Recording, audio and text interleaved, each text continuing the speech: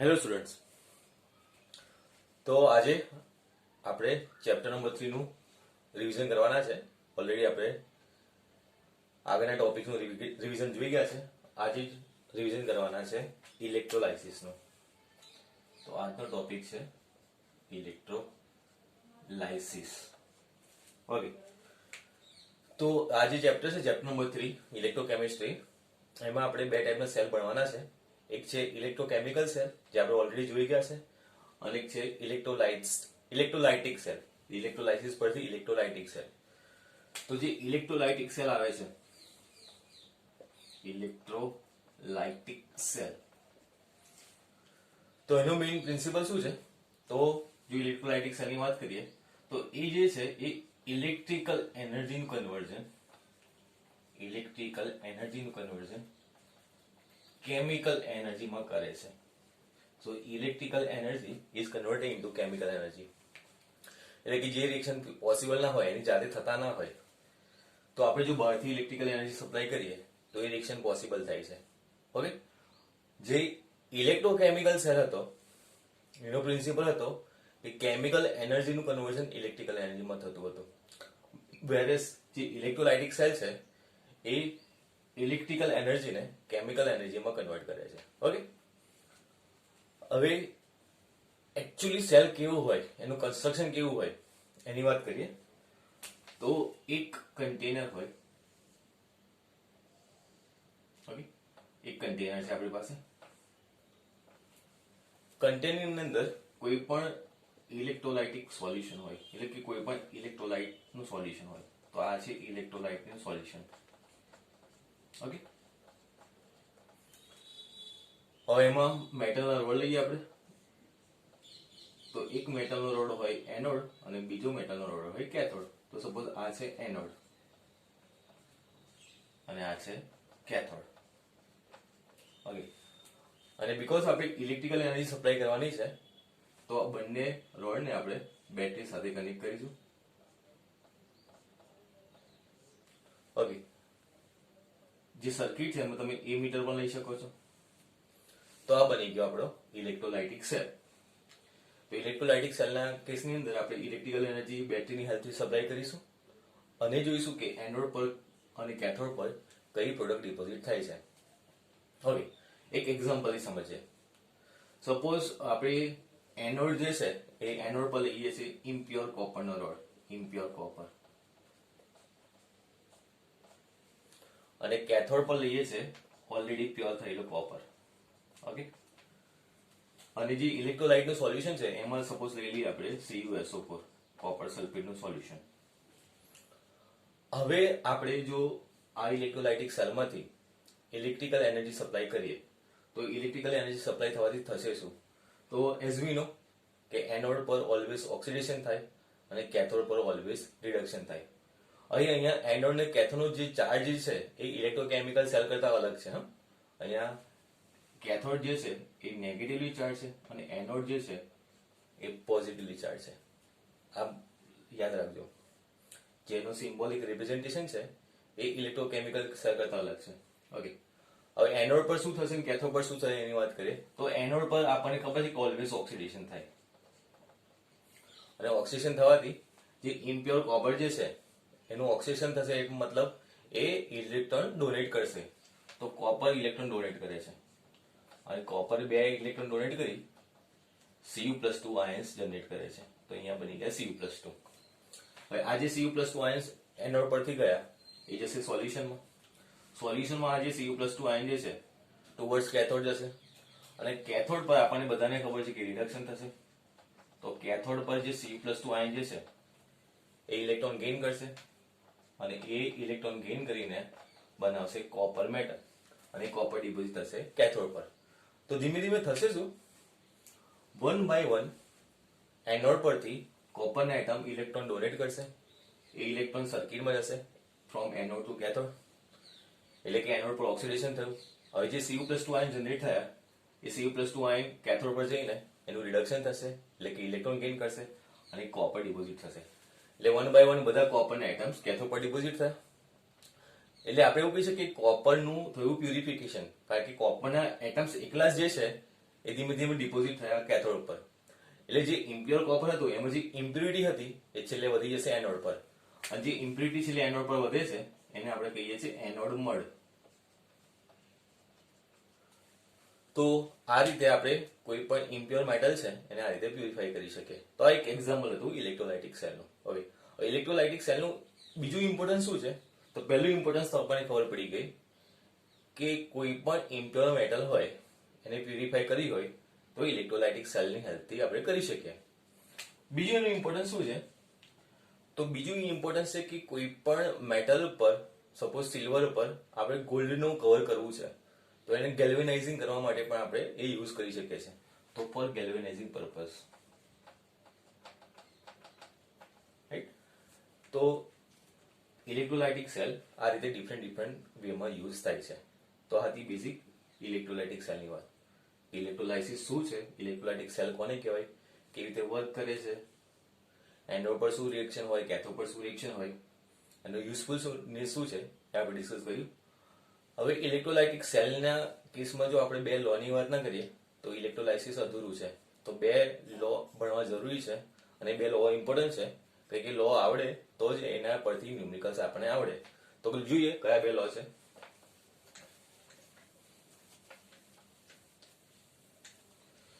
તો ઇલેક્ટ્રોલાઇસિસમાં આપણે two loss ભણવાના છે.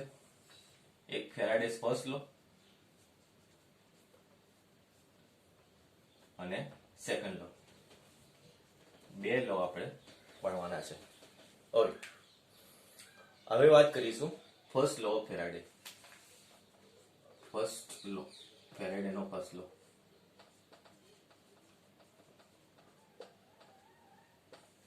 ઓકે, ફર્સ્ટ લો શું છે સમજીએ. તો જ્યારે પણ કોઈ ઇલેક્ટ્રોલાઇટિક સેલ હોય અને ઇલેક્ટ્રોલાઇટિક સેલમાં આપણે ઇલેક્ટ્રિકલ એનર્જી સપ્લાય કરીએ છીએ, તો એ જે ઇલેક્ટ્રિકલ એનર્જી સપ્લાય કરવાથી આપણને ઇલેક્ટ્રોડ પર કોઈ પ્રોડક્ટ ડિપોઝિટ થઈ જોવા મળે છે. તો એ પ્રોડક્ટ કેટલી ડિપોઝિટ થાય, કેટલી ઇલેક્ટ્રિકલ એનર્જી સપ્લાય કરીએ તો પ્રોડક્ટ કેટલી ડિપોઝિટ થાય એ આપણને ફર્સ્ટ લો પરથી ખબર પડે છે. તો ફર્સ્ટ લો એવું કહે છે કે જેટલી અમાઉન્ટ ઓફ ઇલેક્ટ્રિસિટી આપણે સપ્લાય કરીએ એટલી જ અમાઉન્ટ ઓફ પ્રોડક્ટ જે છે એ ઇલેક્ટ્રોડ પર ડિપોઝિટ થાય. જો સિમ્બોલિક રિપ્રેઝન્ટેશન કરવું હોય તો W is directly proportional to Q. Now what does it mean? W નો મતલબ વેઇટ, એટલે કે જે એનોડ ને કેથોડ પર જે પ્રોડક્ટ ડિપોઝિટ થાય છે ઇલેક્ટ્રોલાઇટમાંથી એને આપણે વેઇટ ઓફ પ્રોડક્ટ W કહીએ છીએ. અને Q નો મતલબ અમાઉન્ટ ઓફ ઇલેક્ટ્રિસિટી. તો મતલબ કે ઇલેક્ટ્રિસિટી જેટલી પાસ કરીએ એના જ પ્રોપોર્શનલમાં આપણને ઇલેક્ટ્રોડ પર પ્રોડક્ટ ડિપોઝિટ થયેલી જોવા મળે. એટલે કે W is directly proportional to Q. જેટલી ઇલેક્ટ્રિસિટી વધારે સપ્લાય કરીશું એટલી જ અમાઉન્ટ ઓફ પ્રોડક્ટ વધારે ડિપોઝિટ થાય, રાઈટ. તો ધેટ ઇઝ ફર્સ્ટ લો. જો પ્રોપોર્શન સાઇન કાઢીએ આપણે તો આપણે કોન્સ્ટન્ટ મૂકવું પડે. તો અહીંયા કોન્સ્ટન્ટ મૂકીએ છીએ આપણે Z. Z ને પ્રોપોર્શનાલિટી કોન્સ્ટન્ટ પણ કહેવાય અથવા એને ઇલેક્ટ્રોકેમિકલ ઇક્વિવેલન્ટ પણ કહેવાય. Electrochemical equivalent. ઓકે. હવે આપણને બધાને ખબર છે કે જે Q અહીંયા જે છે ઇલેક્ટ્રિસિટી છે એ કુલમ્બમાં છે. હવે આપણે Q is equal to I into T, જ્યાં I કરંટ છે એમ્પિયરમાં અને T ટાઈમ છે સેકન્ડમાં. તો જો આ ફોર્મ્યુલા મૂકીએ તો W is equal to Z into I into T. હવે જો આપણે પ્રોપોર્શનાલિટી કોન્સ્ટન્ટ અથવા ઇલેક્ટ્રોકેમિકલ ઇક્વિવેલન્ટ ની ડેફિનેશન બનાવી હોય તો આપણે I ની વેલ્યુ લઈએ 1 એમ્પિયર, I લઈ લઈએ 1 એમ્પિયર અને T લઈ લઈએ 1 સેકન્ડ. તો એની બની જાય ડેફિનેશન. તો આ થઈ ગયું 1, આ થઈ ગયું 1. તો આપણને મળશે W is equal to Z. એટલે મતલબ કે જ્યારે આપણે ઇલેક્ટ્રોલાઇટિક સોલ્યુશનમાંથી 1 એમ્પિયર જેટલો કરંટ 1 સેકન્ડ માટે પાસ કરીએ તો જે વેટ ડિપોઝિટ થાય એને કહેવાય ઇલેક્ટ્રોકેમિકલ ઇક્વિવેલન્ટ. તો આ થઈ ગઈ Z ની ડેફિનેશન. ઓકે.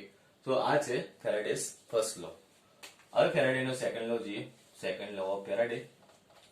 તો સેકન્ડ લો શું છે? એટલે આપણી પાસે બે ઇલેક્ટ્રોલાઇટિક સેલ છે. કોઈ પણ આપણી પાસે આ બે ઇલેક્ટ્રોલાઇટિક સેલ છે. આ એનોડ, આ કેથોડ. આ ઇલેક્ટ્રોલાઇટિક સોલ્યુશન. આ એનોડ, આ કેથોડ. આ ઇલેક્ટ્રોલાઇટિક સોલ્યુશન. ઓકે, હવે સમજો, આ 1 કહી દઈએ, આ 2 કહી દઈએ. હવે જો આને આપણે બેટરી સાથે કનેક્ટ કરીએ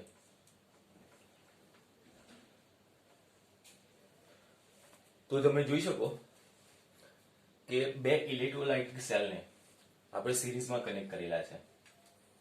તો સેકન્ડ લો માટે આપણે બે ઇલેક્ટ્રોલાઇટિક સેલને સિરીઝમાં કનેક્ટ કર્યા છે, અને જો એ બંનેમાંથી same amount of electricity pass કરીએ તો ઇલેક્ટ્રોલાઇટિક સેલમાંથી same amount of electricity pass કરીએ તો જે ઇલેક્ટ્રોડ પર પ્રોડક્ટ ડિપોઝિટ થશે એ પ્રપોર્શનલ હશે એના ઇક્વિવેલન્ટ વેઇટ પર. તો આની જો ફોર્મ્યુલા લખવું હોય તો W1/E1 is equal two W2/E2.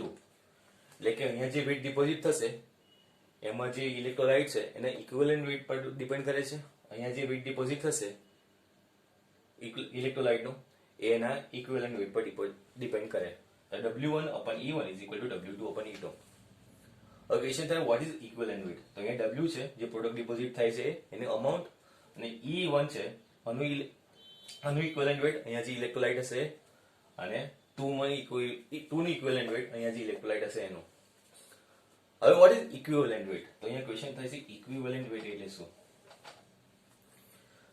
તો ઇક્વિવેલન્ટ વેઇટ નો મતલબ થાય કે એનું જે પણ એટોમિક માસ હોય કે મોલિક્યુલર માસ હોય ડિવાઇડેડ બાય એને રિડક્શન કરવા માટે જે ઇલેક્ટ્રોન આપવા પડે, અથવા આપણે વેલેન્સી પણ કહી શકીએ શોર્ટમાં. તો equivalent weight is equal to atomic mass upon its valency, or atomic mass upon total number of electrons required for its reduction. તો આ થઈ ગયું ઇક્વિવેલન્ટ વેઇટ. ઓકે, તો સેકન્ડ લો એવો છે કે આપણી પાસે બે ઇલેક્ટ્રોલાઇટિક સેલ અથવા બે કરતા વધારે પણ હોઈ શકે, અને જો બે કરતા વધારે હોય તો અહીંયા W3/E3 પણ લખી શકાય. ઇલેક્ટ્રોલાઇટિક સેલ સિરીઝમાં કનેક્ટ કરેલા હોય, બંનેમાંથી same amount of electricity pass કરીએ તો જે પ્રોડક્ટ ડિપોઝિટ થાય છે ઇલેક્ટ્રોડ પર એ ડાયરેક્ટલી પ્રોપોર્શનલ હોય એના ઇક્વિવેલન્ટ વેઇટ પર. તો W1/E1 is equal two W2/E2. તો આ થઈ ગયો ફેરાડેઝ સેકન્ડ લો. ઓકે, આ બે લો ની ફોર્મ્યુલા આવડતી હશે, આ બે લો આવડતા હશે તો એના પરથી જે ન્યુમેરિકલ આવે એ તમે સોલ્વ કરી શકો. ઓકે, હવે કયું ઇલેક્ટ્રોલાઇટ લેવાથી કઈ પ્રોડક્ટ આપણને મળે એના માટેની થિયરી જે છે એ આપણે જોઈ લઈએ શોર્ટમાં. તો સપોઝ આપણને ઇલેક્ટ્રોલાઇટિક સેલ ની અંદર આ આપણો ઇલેક્ટ્રોલાઇટિક સેલ છે, અહીંયા છે એનોડ, આ છે કેથોડ. ઓકે, અહીંયા આપણે જોઈન કરેલી છે બેટરી. સપોઝ આપણે અહીંયા ઇલેક્ટ્રોલાઇટમાં લઈએ છીએ મોલ્ટન NaCl. મોલ્ટન NaCl આપણને ખબર છે કે એનોડ નો ચાર્જ પોઝિટિવ હોય અને કેથોડ નો ચાર્જ નેગેટિવ હોય. ઓકે, તો મોલ્ટન NaCl લઈએ અને એમાંથી ઇલેક્ટ્રિસિટી પાસ કરીએ તો એનોડ પર કઈ પ્રોડક્ટ મળે અને કેથોડ પર કઈ પ્રોડક્ટ મળે. તો આ ટાઈપના ક્વેશ્ચન કેવી રીતે સોલ્વ કરવાના એની વાત કરીએ તો આપણી પાસે કેથોડ છે જેનો ચાર્જ છે નેગેટિવ, આપણી પાસે એનોડ છે જેનો ચાર્જ છે પોઝિટિવ. હવે મોલ્ટન NaCl હોય તો મોલ્ટન NaCl Na+ અને Cl- માં ડિસોસિએટ થયેલું હોય તો Na+ જે છે એ કેથોડના નેગેટિવ ચાર્જને એટેક કરશે. તો કેથોડ પર જે નેગેટિવ ચાર્જ છે તે એટેક થાય Na+. કેથોડ પર શું થશે? રિડક્શન થશે, બીકોઝ એનોડ થી ઇલેક્ટ્રોન કેથોડ તરફ જવાના. તો કેથોડ પર Na+ ઇલેક્ટ્રોન ગેઇન કરશે અને Na+ ઇલેક્ટ્રોન ગેઇન કરીને સોડિયમ મેટલ ડિપોઝિટ થશે કેથોડ પર. હવે એનોડ પર શું થયું? તો એનોડ પર પોઝિટિવ ચાર્જ છે તો ત્યાં એટેક થશે Cl-, તો ત્યાં Cl- એટેક થશે. એનોડ પર શું થાય? ઓક્સિડેશન. ઓક્સિડેશન નો મતલબ ઇલેક્ટ્રોન રિલીઝ કરવા, તો Cl- ઇલેક્ટ્રોન રિલીઝ કરશે અને બનાવશે Cl2 ગેસ. ઓકે, તો આપણે એવું કહી શકીએ કે જો આપણે ઇલેક્ટ્રોલાઇટિક સેલમાં મોલ્ટન NaCl લઈએ તો આપણને કેથોડ પર સોડિયમ મેટલ ડિપોઝિટ થયેલી જોવા મળે અને એનોડ પર ક્લોરીન ગેસ રિલીઝ થયેલો જોવા મળે. તો આ ટાઈપના ક્વેશ્ચન પૂછાય કે કયું સોલ્યુશન લઈએ તો એનોડ પર અને કેથોડ પર કઈ પ્રોડક્ટ ડિપોઝિટ થાય, તો આપણે આ રીતે સોલ્વ કરી શકીએ. ઓકે.